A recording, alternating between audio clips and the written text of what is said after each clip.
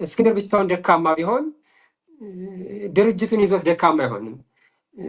ሌላ አመራር ብቻውን ደካማ ቢሆን በተመሳሳይ ድርጅቱን ይዞት ደካማ አይሆንም። በጣም ጥሩ የሆነ የጥምር አመራር የሚሰጥበት ደንብና መመሪያ ነው የቀረጹት። ለምሳሌ ሊቀመንበሩ ለስራ አስፈጻሚው ተጠሪ ነው። ጠቅላላ ጉባኤው የመጨረሻው አለ። ከዛ በታች ምክር ቤት የሚባል አለ። ምን አለ?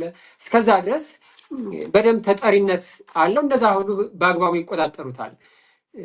ሊቀመንበሩ ብቻውን የአጋርነት ስምምነት እንኳን መወሰን አይችልም። ለምሳሌ አርበኛ ዘመነ ካሴ ስለፈለገ ከወያኔ ጋር ሄጄ እስማማለሁ፣ ከወያኔ ጋር ይፋዊ የሆነ ስምምነት እፈራርማለሁ ቢል በመመስረቻ ሕግና ደንባቸው መሰረት አይችልም።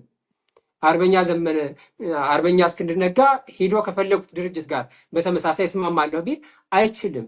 ይህንን መወሰን የሚችለው ማዕከላዊ ኮሚቴው ነው በደንቡ መሰረት። ስለዚህ በማዕከላዊ ኮሚቴ ከጸደቀ በኋላ ሊቀመንበሩ የፊርማ ስነ ስርዓቱ ላይ መታደምና ፊርማውን ማስቀመጥ መፈራረም ይችላል ነው የሚለው። እንዲሁ በተመሳሳይ ሊቀመንበሩ ሁሉንም ነገር የሚያዝዝ አይደለም። ምክትል ሊቃነ መናብርት በጣም ብዙ ስልጣን ተሰጧቸዋል፣ ከሊቀመንበሩ የሚጋፉት ማለት ነው። ለምሳሌ ተቀዳሚ ምክትሉ፣ ከተቀዳሚ ምክትሉ ዝቅ ብሎ ደግሞ ምክትሉ፣ ወታደራዊ ምክትልና የፖለቲካ ምክትል የሚባላሉ እነሱም ጭምር ስልጣኑን በደንብ ይከፋፈሉታል። ሼርድ የሆነ ፓወር ነው ያላቸው።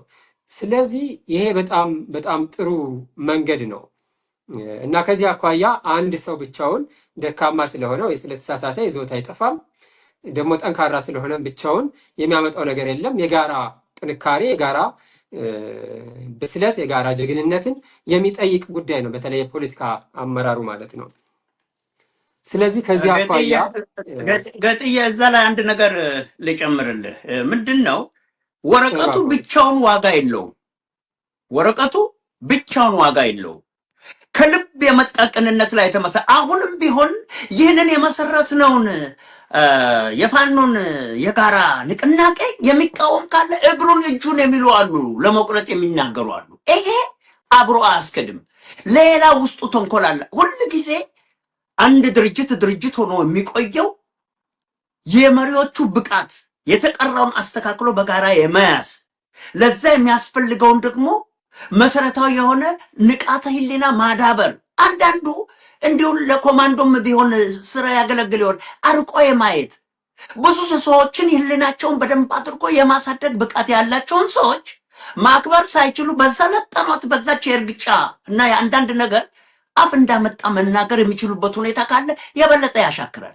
ስልጣኑን ደግሞ የምትመለከት ከሆነ በእውነተኛ አማራዊ አንድነት ላይ ነው ወይስ በድርጅታዊ ቅድም ተንትነዋል? ከየትኛው ስንት ወደ ነበሩበት የድርጅት ስራ ምናልባት አንዳንድ ነገሮች ቢመጡ በድምፅ ብልጫ የሚወሰን ነው ተብሎ ህጉ እንኳ ቢናገር ከየትኛው ውስጥ ነበር? ትናንትና ከአፋድ ነው ከአፋባህ ነው የሚል ነገር ደግሞ እንዳይመጣ ይመጣል ብዬም ገምቼም አይደለም፣ ግን ከመጣም ማየት ነው እና እንዳይመጣ በአማራዊ የጋራ አንድነት እሳቤ ላይ የተመሰረተ የአፈጻጸምና የአሰራር ስርዓት እንዲኖር ግልጽ በሆነ ዓላማና መመሪያ የማይንቀሳቀስ ከሆነ ሄዶ ደግሞ ነገር ሌላ ችግር መፈጠሩ አይቀርም። ለዚህ ነው እነኚህ አንድን ግለሰብ የሚጠሉ ቀስቀ ሁሉም እኮ ሰው በየራሱ ስህተት ይሰራል። ነገር ግን የስህተት መታረም ማለት ግለሰብን ወይም ቡድንን መሳደብ፣ ማዋረድ፣ ስም እንዲሁ ቆርጦ መቀጠል፣ ማጥፋት፣ ማጠልሸት እነኚህ ነገሮች አሁንም እዛ ውስጥ ሊኖሩ ከቻሉ ስራቸው ተነቅሎ በአግባቡ ማድረቅ እንዴት እንደሚችሉ ቀድሞ መምከር አለባቸው ለማለት ነው። ቀጥል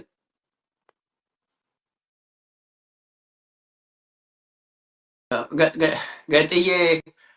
አዎ እንግዲህ ውድ ተመልካቾቻችን በእኛ በኩል አሁንም ማንንም እንደው ለመደገፍ ወይም ማንንም ለመቃወም ሳይሆን እያንዳንዱ ሰው ስህተት ቢሰራም ስህተት እንዴት ተደርጎ መታረም እንደሚችል በስርዓት በአግባቡ በሐሳብ በመቀራረብና ከዛ ያ ስህተት እንዳይደገም ሊደረግ የሚችልበት የበፊቱ አሁን ዝም ብለን እንደው ቀደም ሲል የተመሰረተው ድርጅት እንዳለ ቢቀጥል ኖሮ ሊደረስ የሚችለውን ግብና ውጤት እንደው ማሰብ አንችልም።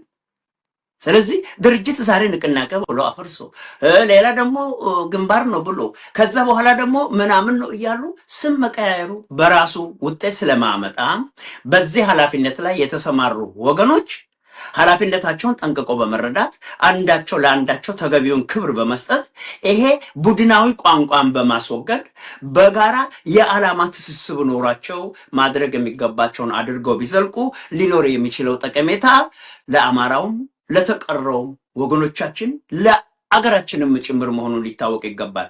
ጌጥዬ አልተመለሰም መሰለኝ። ምናልባት ብሩኬ እንግዲህ ሰዓታችን የሄደ ይመስለኛል። የምታዳምጥ ከሆነ ጌጥዬ ከሌለ የቴክኒክ ችግር ገጥሞት የወጣ ይመስላል። ዝግጅታችን እንግዲህ ምልክት ወይ ታሳየኝ ወይስ እንዴት ይሻላል? ኦኬ መጣ ጌጥዬ። ከስክሪን ውጭ ሆኜ ነበር አለሁ። ኦኬ አሁን ስለዚህ አፈወርቅ በተለይ የተግባራዊነትን ጉዳይ ካነሳን እንግዲህ አማራ ፋኖ ህዝባዊ ንቅናቄ ነው የመሰረተው። ድርጅታዊ ባህሪ ገና እየተላበሰ እየተላመደ ነው ያለው።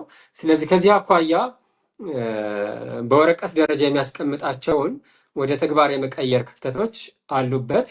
እነዛ ግን ወደፊት እየተሻሻሉ ይሄዳሉ ብዬ አስባለሁ። አንዱ ድርጅት ያስፈለገበት ትልቁ ዓላማም ለዚህ ነው። ስለዚህ በመጀመሪያ ደረጃ በወረቀት ደረጃ ያለውን በትክክል አውጥተዋታል ወይ ብለን ስናስብ እሱ ትክክል ነው ብለናል። በተለይ በእኛ ግምገማ ማለት ነው። ይሄ በድርጅት ደንብና መመሪያ መመስረቻቸው በኩል ያለውን ይህንን ግን በአግባቡ ተግባራዊ ማድረግ ይጠይቃል እና የስልጣንም ጉዳይ ነው። የአትግፋኝ ጉዳይም ጭምር ነው። ስለዚህ የግድ ተግባራዊ የሚያደርጉታል ብዬ አስባለሁ። የአዛዥ ታዛዥ ጉዳይም ስለሆነ ማለት ነው። አንተ አታዘኝም፣ በደንቡ መሰረት ከሌ ነው የሚያዘኝ፣ ኃላፊነት የዚህ ድረስ ነው፣ በዚህኛው ኃላፊነት እኔ ተጠያቂ አልሆንም፣ ምን የሚሉ ጉዳዮች ይመጣሉ። እቅድ፣ ሪፖርት የሚባሉ እነዚህ ቢሮክራሲያዊ የሆኑ አሰራሮች የሚጀመሩ ከሆነ ማለት ነው። ስለዚህ እነሱ እያደጉ የሚሄዱ ከሆነ በዛ መልኩ ይመጣል ብዬ ነው የማስበው። ስለዚህ ከሱ አኳያ በወረቀት ደረጃ ያለው በጎ ነው፣ ግን ተግባራዊ መደረግ ደግሞ አለበት የበለጠ። ሌሎች በርካታ ሰነዶች መዘጋጀት ያለባቸው አሉ። አሁን ድርጅቱን ነው በይፋ ያቆሙት። ከዚህ በኋላ ከድርጅቱ በኋላ ድርጅቱ የሚመራበት የፖለቲካ ፕሮግራም ያስፈልግ ይሆናል። እሱም እንደ አስፈላጊነት ታምኖበት ያወጣሉ ብዬ አስባለሁ። ሌሎች የአባላት የውስጥ መመሪያና ደንቦች ይኖራሉ ብዬ አስባለሁ። ሌላ ጉዳዮች የፖለቲካ ማሰልጠኛ ማንዋሎች ይኖራሉ ብዬ አስባለሁ። እነዚህ ሁሉ ሰነዶች በፍጥነት እየተዘጋጁ በፍጥነት ደግሞ ተግባራዊ መደረግ ያለባቸው ጉዳዮች ናቸው። እነዚህ ግን ወደ ዝርዝር አሰራሮች ወደ ዝርዝር ስራዎች ስንገባ የምናገኛቸው ናቸው። ከዛ በፊት ግን አሁን እስኬለተኑን እያቆሙ ነው ያለው፣ መዋቅሩን ነው እያቆሙ ያለው የድርጅቱንና እዚህ ላይ መግባባት አለባቸው፣ መስማማት አለባቸው። ያ ካልሆነ አሁንም ልዩነቶች፣ ችግሮች ይኖራሉ ማለት ነው። ልክ ከዚህ በፊት ስንለው እንደነበረው ከፍተኛ አመራሩ እምብዛም ተስፋ የሚጣልበት ሳይሆን እየቀረ የመጡ የአንድነት የአሸናፊነት እድሎችን ሁሉ እያመከነ የሚሄድ ከሆነ አሁንም ከዚህ በፊት ስንለው እንደነበረው የበታች አመራሩ፣ መካከለኛ አመራሩ እና ብዙሃኑ አባል ንቁ መሆን አለበት፣ መጠየቅ አለበት። ይሄ ለምንድን ነው እንደዚህ የተደረገው? ለምን ከዚህ አኳያ ብሎ መጠየቅ አለበት። እንደው ዝም ብሎ አበበ ከበደ መጥቶ በአንድ ቅርጫት ውስጥ ከቶ ናዚ ግባ ናዛ ግባ ስላለው ብቻ ያን ተከትሎ መሄድ የለበትም ብለን እናስባለን። ያ ነው በዘላቂነትም ጭምር አዋጭ የሆነ መንገድ የሚቀርጸው። ይሄ ከሁለት ጥቅም አኳያ ነው። አንደኛው አመራሮች ራሳቸው እየተገሩ ስለሚሄዱ ነው። ያልተገባ እንቅስቃሴ ውስጥ ያሉ በስልጣን የሚባልጉ የግል ጥቅማ ጥቅም ላይ እያተኮሩ አመራሮች እንዲገሩ ወደ መልካም ስነ ምግባራቸው እንዲመጡ ወደ ጥሩ አመራርነት እንዲመጡ መግሪያ አርጩሜዎች ናቸው እነዚህ የመካከለኛ አመራሮች፣ የዝቅተኛ አመራሮች እንዲሁም በጠቅላላ አባሉ የሚወስደው አቋም እና ያለው ንቃት ያለው ጥያቄ ያን እየቀረጸ ይሄዳል። ሼፕ እያደረገው ይሄዳል። ሁለተኛው ጥቅም ደግሞ ከፍተኛ አመራሮቹ ልክ ከዚህ በፊት በአፋሕድ በኩል እንዳየናቸው እንደነ ኮሎኔል ፋንታው፣ እንደነ ካፕቴን ማስረሻ፣ እንደነ ጸዳሉ፣ እንደነ አሰግድ መኮንን እንደመሳሰሉት እየሄዱ የሚንበረከኩና ለአገዛዙ እጅ የሚሰጡ ከሆነ ደግሞ እነሱን ተክተው የሚወጡ አመራሮች ይኖራሉ ብዬ አስባለሁ። አሁን ያ ባለመሰራቱ ነው። ለምሳሌ ወሎ ቤት አማራ ላይ ስንሄድ በአፋሕድ በኩል የነበረው የነ ኮሎኔል ፋንታው የመሩት የነበረው እዝ ተተኪ ጭምር የመረጠ አይመስለኝም። አዲሱ አደረጃጀት ውስጥም እዞች ናቸው በየቦታው የተወከሉት። በኮታ ደረጃ ፈጽሞ የሌለው እሱ ነው። ሌሎቹ ቢያንስ ቁጥራቸው ይነስ እንጂ አንድ ወይ እንደዚህ ይኖራሉ። ፈጽሞ የሌለው እሱ ነው። ያ ማለት እንደሚባለውም ፈርሷል ማለት ነው። ቢያንስ ለስሙላ እንኳን መልሰው በጥቂት ልጆች እንደዚህ ማቋቋም አልቻሉም ማለት ነው። ይሄ ማለት ይሄ የሆነው ፋንታሁን ሞሀቤ ሲሄዱ የወሎ ቤት አማራ ጠቅላይ ግዛት እዝ እንዲፈርስ የሆነው ቀጥታ ይዘውት እሳቸው ወደ ሄዱበት ባይሄዱም እንኳን ግን መካከለኛ አመራሩ፣ የበታች አመራሩ ብሎም ሰራዊቱ በዛ እዝ አመለካከት አስተሳሰብ ደረጃ አስቀድሞ ስላልተቀረጸ ነው ብዬ አስባለሁ። ይሄ በእዝ ደረጃ ነው። በድርጅት ደረጃም ሲሆን ተመሳሳይ እንቅስቃሴ ነው ሊኖር የሚችለው። ስለዚህ ያን ያስቀራል ማለት ነው። የመካከለኛ አመራሮቹ እና ከእነሱ በታች ያሉ አመራሮችና አባላት የመንቃታቸው፣ የማስተዋላቸው፣ የመጠየቃቸው እንቅስቃሴ የእነሱ ንቁነት እንደዚህ አይነት ጥፋቶችንም ጭምር አስቀድሞ የሚከላከል ይሆናል ማለት ነው እና ከዚህም አኳያ ነው ስናነሳ የቆየ ነው። አሁንም እሱ አመለካከታችን እንዳለ ነው የሚሆነው ማለት ነው።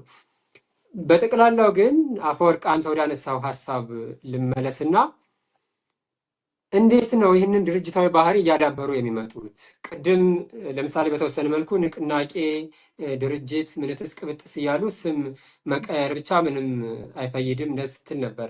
በመሰረቱ ንቅናቄ ምንድን ነው? ድርጅት ምንድን ነው? ፓርቲ ምንድን ነው? ሰራዊት ምንድን ነው? እንደዚህ የሚሉትም ጉዳዮች ከግምት ውስጥ ተገብቶ ነው ስያሜ መሰጠት ያለበት ብዬ አስባለሁ። የሆነ ሆኖ ዋናው የትም ፍጪው ዱቄቱን አምጪው ነው። ያሸንፉ እንጂ ንቅናቄ ነን አሉም፣ ድርጅት ነን አሉም፣ ሰራዊት ነን አሉም፣ ግንባር ነን አሉም፣ ምንነም አሉም በእኔ በኩል ያን ያህል የሚያሳስበኝ ጉዳይ አይደለም። ነገር ግን ከድርጅት መዋቅር አመሰራረት አኳያ እነዚህም ጭምር መታሰብ ያለባቸው ጉዳዮች እንደሆኑ ስታነሳ ነበርና ወደፊት ድርጅታዊ ባህሪን ከመላበስ በወረቀት ደረጃ የሚሰፍሩ ነገሮችን ተግባራዊ ከማድረግ ከመፈጸም አኳያ ምን አይነት ልማድን ነው እያዳበሩ መሄድ ያለባቸው?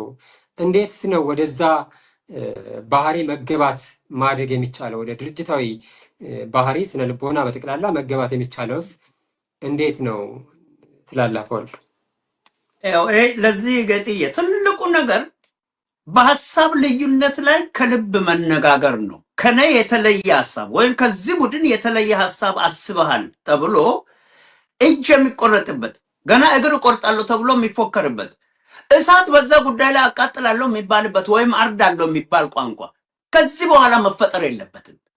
አንድ ሰው ከዓላማው ካላፈነገጠ፣ ግቡ ሌላ ካልሆነ፣ በተዘረጋው መዋቅር ውስጥ አብሮ ሊቆም ጽናት ያለው ሰው ከሆነ አንዱ ከአንዱ የተሻለ ሀሳብ የማፍለቅ ልምድም እውቀትም ሊኖር ይችላል።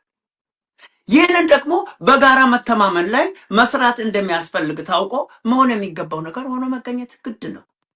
ነገር ግን ከኔ ሀሳብ ተለየ። አሁን ለምሳሌ ይሄ የፖለቲካ ሴራ እንዲህ ባለ አደረጃጀት ውስጥ ከገባ እንደ ትናንትናው ነው ደግሞ መፋረስና መፈራረስ የሚመጣ። የነን ነገር ካልተቀበለ የሚል ነገር መምጣት የለም። አሁን ተነፋ። እንግዲህ አሁን ግልጽ ሊሆኑ የሚገቡ የፖለቲካ ፕሮግራሞች መነደፍ አለባቸው። በዛ ላይ እንግዲህ ከግብ አንጻር፣ ከአቋም አንጻር፣ ከምን አንጻር፣ ከኃይል አሰላለፍ አንጻር መሆን የሚገቡ ነገሮች ለአማራውም ሆነ ለተቀረውም ሕዝብ በደንብ ይፋ መሆን አለበት። ተድበስብሶ አይቻልም። ከዚህ በኋላ በህገ መንግስት ጥያቄ ላይ በወልቃይት ጠገዴ ቅድም እንዳልኩት አሁን የወልቃይት ጉዳይ አገር እያመሰ ነው። ኮሎኔል ደመቀ ዘውዱና ይሄ ማን ነው ብዙ ቦታ እግሩ ረግጦ እንደገና ራሱን ወስዶ ስጋጃ ያደረገው ይሄ ጌታቸው ረዳ አሁን የወሰዱት አቋም በጣም ይገርማል።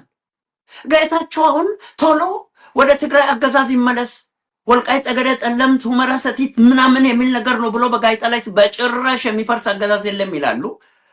ከዛ በኋላ ደግሞ ወደ አዲስ አበባ ተጠርቶ ሲሄዱ እነ አሸቶ ደምሌ ምን ብሎ ደግሞ እንደሚመጡ አይታወቅም።